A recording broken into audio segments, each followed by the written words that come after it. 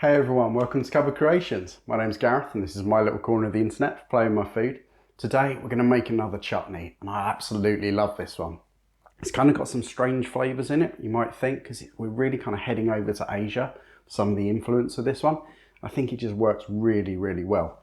It all came about because of a comment on this channel where someone was asking about a kind of orange and ginger type chutney.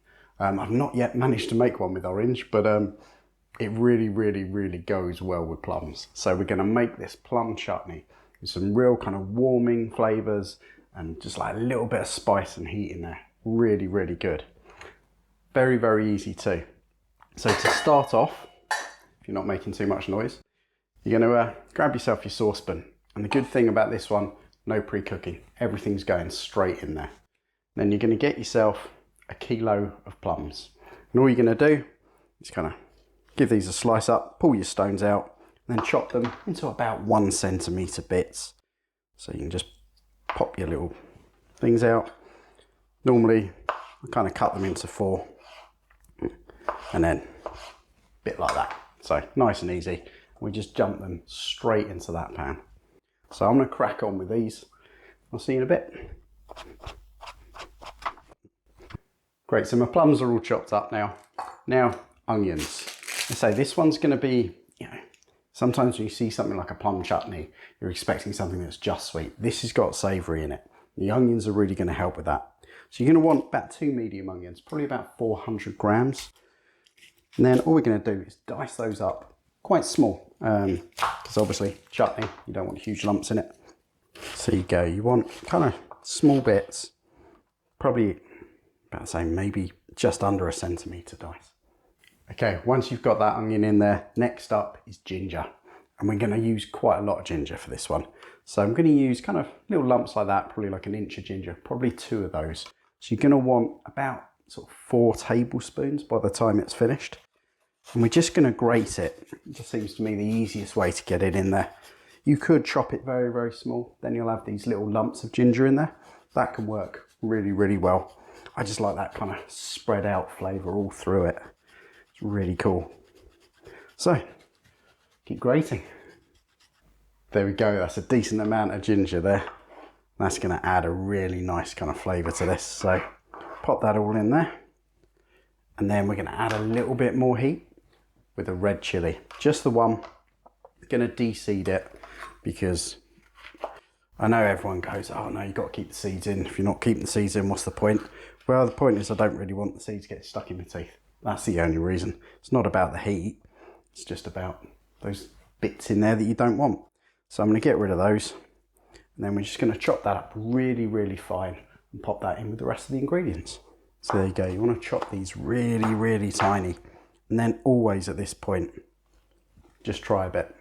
Make sure that this isn't one of those 1 in 100 chilies that is intensely hot. If it is, just put less in. Okay, so last of the chili in there.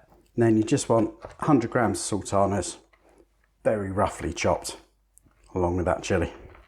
And that's the last of your chopping, which is really good. So now we're just going to add in some spices. So we're going to use cinnamon. I'm going to use 2 cinnamon sticks. When I say 2, I'm talking about these small ones that are about 2 inches long, if I'm lucky. And then pop 2 of those in. If you've just got 1 enormous one, just 1 will do. So whack those in there, and then star anise. It brings this slightly aniseedy flavour to it. It really works very well. So we're going to pop 4 of these in here, which seems like quite a lot, but we want that flavour. We don't want this to be a nothing chutney with no flavour in it. Give it some belt. And we're going to add sugar. You're going to put 100 grams of light soft brown sugar in there. Now, you might need more later. It's all going to depend how ripe your plums were. If you're using really ripe ones that have gone really sweet, you probably won't need to add any more. But what we'll do is once we've cooked this, we'll test it towards the end. And then if we need to bring that up again, like we're just finding a little too sour, pop some more sugar in. Perfect. So once you've done that, liquid. 300 ml of red wine vinegar. We can pop that on top.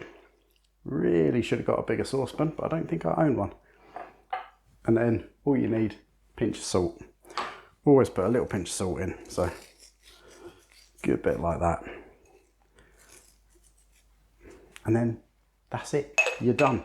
All we're gonna do now, head over to the hob and get that cooking. Okay, so couldn't be simpler this bit. Pop your hob on. We're gonna bring that up to a boil until we can see the vinegar kind of bubbling through. And then we'll pop the lid on, reduce it down a bit and just simmer it away nice and gently for 45 minutes. And you're not gonna see a lot of liquid in there at the moment because there isn't. But those plums are really going to release their juices, and that's going to kind of add to that vinegar to create this wonderful kind of sauciness to it. So I'm going to bring that up and then just pop in every now and again, give it a stir, stop it burning to the bottom. Okay, so it's had its 45 minutes now, and that is looking great. Loads more liquid now than there was before, because all of that plum is like really kind of boiled right down. You've got this gorgeous kind of red colour to it. Now, all we're going to do now is we want to bring that down to a chutney. If you put it on anything at the moment, you try and put that on a cracker or a piece of cheese, it's just going to flow straight off. So we're just going to leave that uncovered, and then we're going to kind of just boil it down a little bit until it gets that consistency we want. And to do that's really easy. Just keep going. It's going to take about 15 minutes probably, but just keep going until when you drag your spoon, you can see the bottom of the pan and the stuff just oozes back. But one other bit that you want to do right now is because all that flavour has been in there for so long, it's not going to make too much difference. It's all in there. We're going to hoik out the cinnamon and the star anise. Much, much easier to do that right now because with all the liquid, it's just a lot easier to find. So I'm just going to pull those out and then put them to the side. But then your time now is perfect as well to start sterilising your jars. So I'm going to do that just by grabbing the jars, washing with hot soapy water, and then just give them a rinse, put them on a tray in the oven at 150 degrees C for 15 minutes. And that will sterilise the jars. With the lids, exactly the same, wash them in soapy water, give them a quick rinse off, throw them in a bowl, pour in a load of boiling water, leave the same amount of time. You'll have these perfectly sterilised jars. There's hundreds of ways of doing it. So yeah, do whichever way makes it best for you. But 15 minutes, it's about right to get them done. So I'm gonna crack on with that and fishing out my star anise. And I'll see you in a bit. Okay, so that's taken about 20 minutes for me, not the 15. I must have had it on a little lower temperature than usual. And that's the thing with this. I can tell you numbers and anyone can tell you numbers, but it doesn't matter because everyone's got a different hob. They'll be heating at different temperatures. It doesn't work. So what you want to do is just stir it and look and see if you can see the bottom of the pan when you stir it and it gradually oozes back.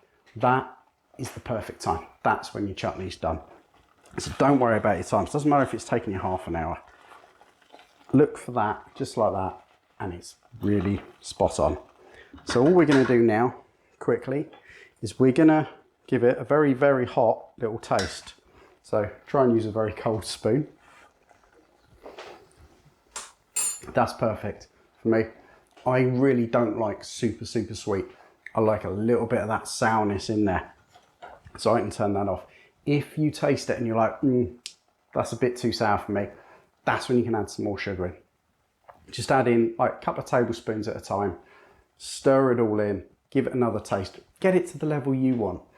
You know, don't do it exactly the way I want. This is now your recipe as much as it is mine. So we're all good. That's where I want it. Let's just go jar it up. So we've got a hot chutney, a hot jars, and that's what matters. You know, that's what makes that seal. That's what keeps it preserved. So grab your jars with a towel and get the stuff in there. And don't worry too much. If you're thinking, you know, I can't get the chutney done and the jars done at the same time, it doesn't quite work. Don't worry. Cook one, cook the chutney, and then do your jars afterwards, and then just reheat that chutney. So long as you got a hot chutney going into hot jars, it's all good. So I'm making complete hash of this, so I'm going to use a funnel. And we'll just pop all of this in here.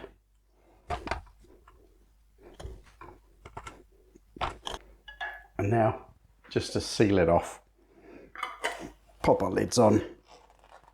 And then eventually what will happen is those lids, so I'm using ones with a little pop top, the heat will suck those down and that will create that lovely seal. That means you can keep these for a year if you need to. I'm not sure why you would. I always get comments on how long can I keep it for? You're like, how much are you making? If it's good, I'll eat it pretty quick. And that is a really cool one about this chutney in particular. A lot of the chutneys I've done previously, flavours are kind of subtle. They take some time to mature. With the ginger, the star anise and the cinnamon in this, it's a smash of flavour straight away. So you can eat these after a week. Yeah, you don't need to keep them for ages, but you can. And for me, that's what makes them so perfect for something like Christmas, because you're thinking, well, I want to make it, I can't decide what to make. Don't worry, if you're only a month before or a couple of weeks before, this one is perfect for you. So there we go. That is my plum chutney. Absolutely delicious, this one. So I hope you give it a go. I hope you enjoy it. And I'll catch you next time. Cheers.